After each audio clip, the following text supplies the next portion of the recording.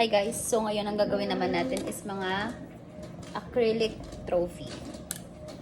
Nantay lang natin ma-print yung kanyang pinaka-body. Ayan, acrylic sila.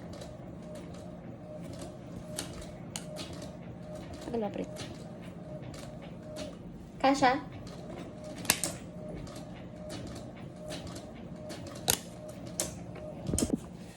So, ito na yung magiging base natin. Base! Base yun. Ito yung ilalagay natin sa acrylic trophy. Pwede lang. Wait. Wala natin nagkakumpasya. Ayan. Kasyang-kasya. Gupitin ko muna. Ayan. So, meron na tayong isang nakagupit. Try nating ilagay. Hindi lang naman ang paglagay na. Iwasan lang natin siyang magka-bubbles. Kasi papangit siya pag nagka-bubbles. Sir Jason, hi! Lagi kang cameo sa vlog ko. Ah! Bakit ba?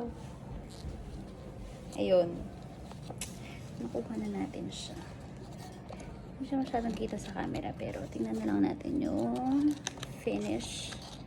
Papakita ko na lang sa inyo yung finished product. Ayan. Ang ganda naman niya. Kailangan natin gumamit ng ganito para ma-flatten out talaga siya. Ayan. Flatten out. Tsaka para hindi siya magka-bubbles. Para ka na naglalagay ng ng screen protector. Dapat wala siyang bubbles. Ayan! Nalagay na. Then, meron siyang stand. Where's the stand ba? Ito yung stand. Nalagay natin mamaya. Ayan. May stand siyang ganito. Nalagay natin later. So, ang pagdikit ko ng stand is double-sided. Ayan.